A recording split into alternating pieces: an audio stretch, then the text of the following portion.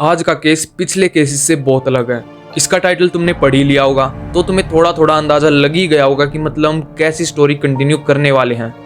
और इसे सुनने के बाद मतलब तुम यही सोचोगे कि कैसे कैसे लोग इस दुनिया में एग्जिस्ट करते हैं, और मतलब मैंने क्या ही सुन लिया और क्या ही इमेजिन कर लिया। साथ ही साथ इस केस की एक गंदी बात बताना चाहूँगा, मतलब कि जो कल्प्रिट है, जो दोषी है ना, उसको कोर्ट दंडित नहीं कर सकता है, मतलब उसको अच्छे से पनिश नहीं किया जा सकता।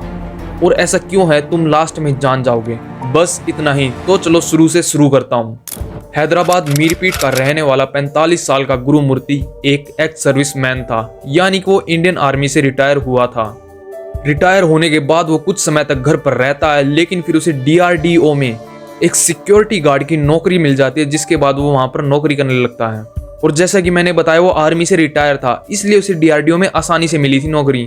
और जिसको DRDO के बारे में नहीं पता तो बता दूं कि DRDO भारत की एक सेंसिटिव ऑर्गेनाइजेशन है, जहां पर इंडियन आर्मी के लिए वेपन्स, मिसाइल्स, रडार वगैरह बनाए जाते हैं। तो DRDO में नौकरी मिलना एक गर्व की बात थी, और साथ ही साथ वो तो इंडियन आर्मी से रिटायर था। तो मेरा कहने का मतलब है कि उसकी सोसाइटी में काफ़ी ज़्यादा रिस्पेक्ट थी। लेकिन इस सब के बावजूद वो आगे जाकर कुछ ऐसा काम करने वाला था जिसके बारे में किसी को भनक भी नहीं थी।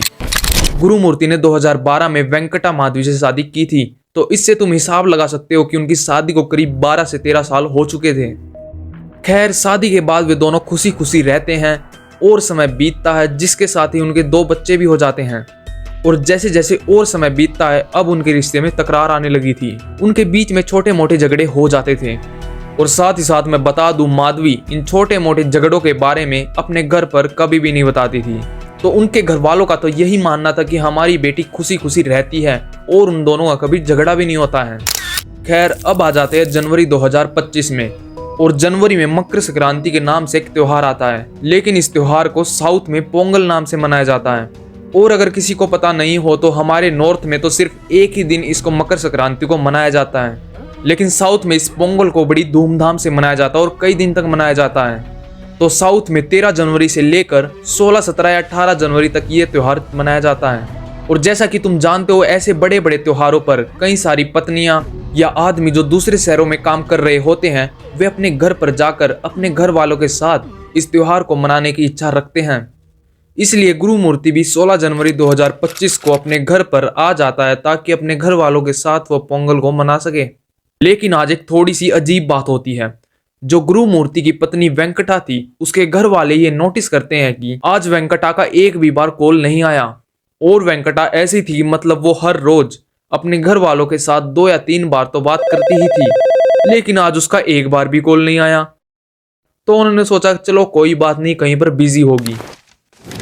अब 16 जनवरी बीत गया, लेकिन 17 जनवरी को भी उसका एक बार भी कॉल नहीं आया, और ऊपर से वेंकटा का मोबाइल बंद आ रहा था। तो अब घर वालों को थोड़ी सी गड़बड़ होना महसूस होने लगती है। इसलिए वेंकटा के पिता गुरुमूर्ति के पास कॉल करके कहते हैं कि बेटा, पता नहीं 2 दिन से उसका मोबाइल बंद आ रहा है और उसका एक बार भी कॉल नहीं आया, सब कुछ ठीक है ना। जिसके बाद गुरुमूर्ति बड़ी ही नर्वसनेस में कहता है कि हाँ सब कुछ ठीक है, वो बाहर गई है, अभी बात नहीं कर सकती, और वो ये कह के फोन काट देता है। खैर, 17 जनवरी भी बीत गया। अब 18 जनवरी की सुबह भी वेंकटा का कॉल नहीं आता है। तो घर वाले समझ जाते कि कुछ तो गड़बड़ है, उन्हें टेंशन होने लगी थी, इसलिए वे सुबह सुबह गुरुमूर्ति के घर पहुंच जाते हैं।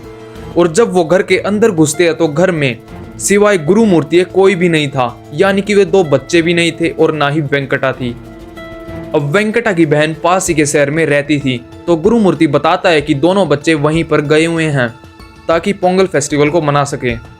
खैर, जिसके बाद वो गुरुमूर्ति कहते हैं कि फिर वेंकटा कहाँ गई। तो गुरुमूर्ति बताता है कि 16 जनवरी को उनका थोड़ा सा झगड़ा हो गया था और वेंकटा गुस्से में आकर घर छोड़कर चली गई, और तब से वो घर पर वापस नहीं आई है। अब ये सुनकर उनके घर वालों को थोड़ा गुस्सा भी आ जाता है, क्योंकि गुरुमूर्ति ने उनको ये बात क्यों नहीं बताई। अब 18 जनवरी आ चुका था, यानी कि उसको घर को छोड़े हुए करीब 3 दिन हो चुके थे। साथ ही साथ उनके मन में टेंशन भी थी कि हमारी बेटी कहाँ गई और वो कैसे हाल में होगी। जिसके बाद वे गुरुमूर्ति को कहते हैं कि चलो पुलिस स्टेशन में मिसिंग रिपोर्ट लिखवा कर आते हैं, लेकिन गुरुमूर्ति शुरू में मना कर देता है। और जब पेरेंट्स नहीं मानते तब वो उनके साथ पुलिस स्टेशन चल ही पड़ता है। जिसके बाद पुलिस स्टेशन में रिपोर्ट लिखवाई जाती है, लेकिन पुलिस वाले इस केस को शुरू में बहुत ही हल्के में ले रहे थे। उन्होंने यही सोचा कि वो बच्ची तो है नहीं, अपने आप ही थोड़ी दिनों में वापस आ जाएगी। और उनको गुरुमूर्ति पर भी कोई थोड़ा सा भी शक नहीं होता है, क्योंकि एक तो वो इंडियन आर्मी से रिटायर था और ऊपर से डीआरडीओ में वो अभी फिलहाल काम कर रहा था। खैर, इसी डील के चलते 18 जनवरी भी बीत जाता है, 19 जनवरी भी, 20 जनवरी भी। अब वेंकटा को गुम हुए करीब 6 दिन हो चुके थे, इसलिए अब पुलिस वालों को लगने लगा कि नहीं, कुछ तो गड़बड़ है।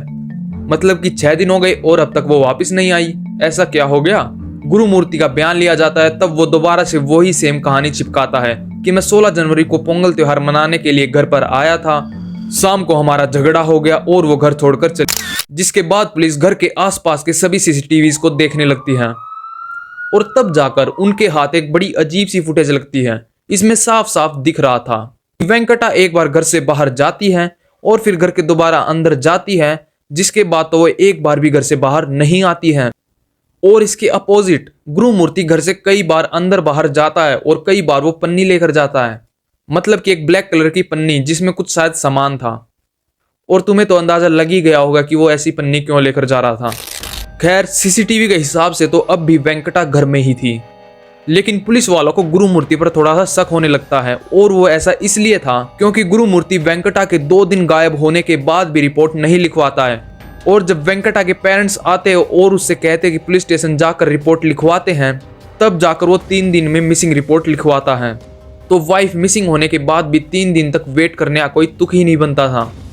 तो पुलिस वाले क्या करते हैं कि गुरुमूर्ति को दोबारा से पुलिस स्टेशन बुलाते हैं और उससे अब की बार घुमा फिराकर क्वेश्चन पूछते हैं। तब पुलिस वाले पाते हैं कि गुरुमूर्ति अपने जवाब बदल रहा है, जिसके बाद वो गुरुमूर्ति को कहते हैं कि सच सच बता दो वेंकटा कहाँ पर गई है। तब गुरुमूर्ति कहता कि अगर तुम्हें वेंकटा देखनी है तो मेरे साथ घर पर चलो। अब ये सुनकर पुलिस वाले भी थोड़ा घबरा सा जाते हैं, आखिर पुलिस वाले भी तो इंसान ही है। और गुरुमूर्ति की टोन ये कहते हुए बदल चुकी थी कि चलो मेरे घर पर चलो। अब पुलिस वालों के दिमाग में भी यही आ रहा था कि ये कैसे बात कर रहा है, कहीं इसने उसको मार तो नहीं दिया या फिर घर में ही कहीं पर कैद कर रखा है। अब सभी गुरुमूर्ति के साथ गुरुमूर्ति के घर में जाते हैं, लेकिन उनको थोड़ी सी भी कोई अजीब बात नहीं दिखती है। घर एकदम साफ सुथरा था और वहां पर थोड़ी सी भी बदबू नहीं थी। जिसके बाद पुलिस वाले फिर से गुरुमूर्ति से पूछते हैं कि वेंकटा कहाँ पर गई। तब गुरुमूर्ति एक पास ही में रखे प्रेशर कुकर की ओर इशारा करके कहता है कि वो इसमें थी और मैंने उसको बहा दिया। अब ये सुनकर पुलिस वाले सोचते हैं कि ये आदमी क्या कह रहा है, प्रेशर कुकर में थी और उसको इसने बहा दिया। जिसके बाद वो गुरुमूर्ति को साफ साफ सारी कहानी बताने को कहते हैं।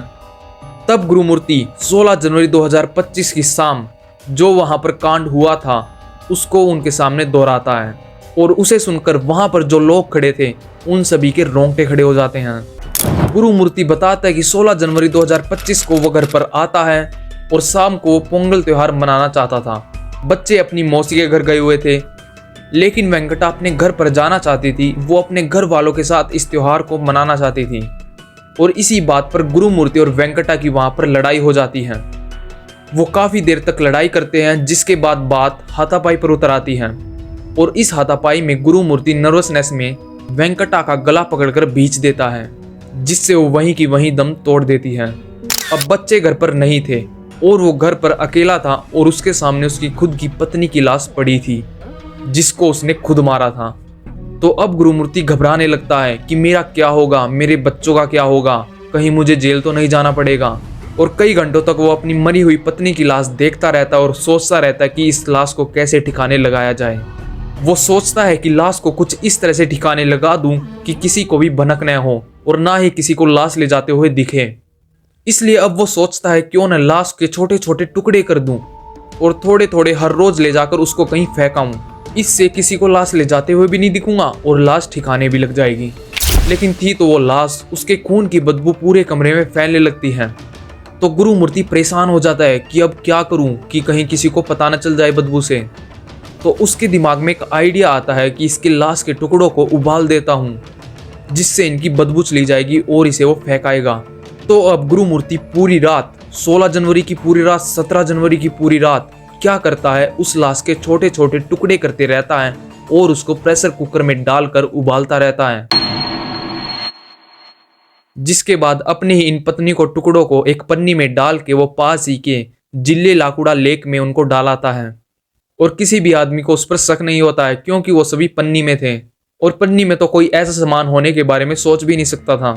लेकिन चंद ही घंटों में उसके सामने एक और बड़ी दिक्कत आ बैठती है, क्योंकि गुरुमूर्ति अपनी वाइफ के मांस को तो छोटा छोटा काट कर उबाल कर पन्नी में पैक कर देता है, लेकिन वो उसकी बड़ी हड्डियों के साथ क्या करे, वो उनको कैसे बाहर ले जाए। जिसके बाद वो और दिमाग लगाता है और ग्राइंडर से उन्हें पीस देता है। और हड्डी का चूरा होने के बाद तो वैसे भी किसी को पहचान में नहीं आना था। अब आखिर पुलिस वाले भी इंसान ही थे, इसलिए वो भी थोड़ा डर जाते कि मतलब उनके सामने एक ऐसा इतना घिनौना किलर खड़ा था, मतलब जिसने खुद की पत्नी को मारा और उसकी बॉडी के साथ क्या कर दिया। खैर ऐसे कर करके जब गुरुमूर्ति अपनी वाइफ की बॉडी को ठिकाने लगा रहा था, तब उसके पेरेंट्स का कॉल आया था और तब उसने बताया था कि ऐसे ऐसे वो गई हुई है। और इन 3 दिन 16 जनवरी, 17 जनवरी और 18 जनवरी तक वो ऐसा ही काम करते रहता है और उसका चूल्हा चालू रहता है और उसकी पत्नी उबलती रहती है। मतलब कि प्रेशर कुकर में उसकी पत्नी के पार्ट्स उबलते रहते हैं। और ऐसे कर करके जब वो पूरी वेंकटा की बॉडी को ठिकाने लगा देता है, तो वो घर को पानी मारकर बिल्कुल साफ कर देता और उसके सारे दरवाजे खोल देता है, जिससे घर में बदबू भी नहीं रहती है और बिल्कुल सफाई भी हो जाती है। जिससे जब वेंकटा के पेरेंट्स वहां पर आते हैं तब उन्हें थोड़ा सा शक भी नहीं होता है। लेकिन अब पुलिस वालों के सामने एक बड़ी मुसीबत खड़ी थी। गुरुमूर्ति ने कन्फेशन तो दे दिया था कि वो ही किलर है, लेकिन उसको कोर्ट में प्रूव करना बहुत ही मुश्किल था, क्योंकि गुरुमूर्ति तो अपनी कन्फेशन कभी भी बदल सकता है और कोर्ट में इसे सबूत के रूप में पेश नहीं किया जा सकता। इसलिए वेंकटा के बॉडी पार्ट्स ढूंढना बहुत ही जरूरी था। अब घर बिल्कुल साफ था, पूरे घर में देखा जाता है, लेकिन उसके बॉडी का यह एक खून का कतरा भी घर में नहीं मिलता है। जिसके बाद उस झील पर पहुंचा जाता है जहां पर गुरुमूर्ति अपनी पत्नी के बॉडी पार्ट्स फेंकता था। तो वो बताता है कि वो झील के बिल्कुल बीच में बॉडी पार्ट्स को फेंकता था ताकि वो किनारे पर ना आए और किसी को दिखे ना। और ऊपर से झील में बड़ी बड़ी मछलियां थी, तो ये संभव था कि मछलियों ने उन बॉडी पार्ट्स को खा लिया हो। और हड्डियों का मिलने का तो कोई सवाल ही नहीं उठता है, क्योंकि गुरुमूर्ति ने उनका चूरा करके उसे फेंका था। खैर गोताखोर को झील में उतारा जाता है, लेकिन वहां पर एक भी बॉडी पार्ट नहीं मिलता है। और अगर आगे जाकर भी कोई एविडेंस नहीं मिलता है तो ये मान लो कि ये केस तो अटक ही जाएगा, या फिर गुरुमूर्ति को जो उसको एक्चुअल में सजा होनी चाहिए इतना घटिया घिनौना काम करने की, तो वो उसको शायद नहीं मिलेगी। खैर ऐसे ये केस हमें सिखाता है कि हमें हर सिचुएशन में एकदम सतर्क रहना चाहिए। हमें हमारी एक्टिविटी पर हम क्या काम कर रहे हैं या करने वाले हैं उसे हमें सोच समझकर करना चाहिए और उस पर पूरा कंट्रोल रखना चाहिए। अगर गुरुमूर्ति झगड़े के टाइम थोड़ा सोच समझ लेता तो शायद आज उसकी पत्नी जिंदा होती और उसके बच्चों का फ्यूचर ऐसे खराब नहीं हो जाता। और लास्ट में मैं तुम्हें एक और केस के बारे में बताना चाहूंगा, जो कि इससे ही पिछली वीडियो है मेरे चैनल पर, जिसमें गाजियाबाद का आदमी जब 7 साल का था और किडनैप हो गया था, वो 31 साल बाद अपने घर पर लौटता है और अपने माँ के गले लगकर रोने लगता है। जिसके बाद वो उनके साथ रहने लगता है, तो 3-4 दिन बाद वो कुछ ऐसा कर देता है जो किसी ने भी नहीं सोचा था। तो अगर आप देखना चाहते हैं तो आप इसे जाकर जरूर देखना।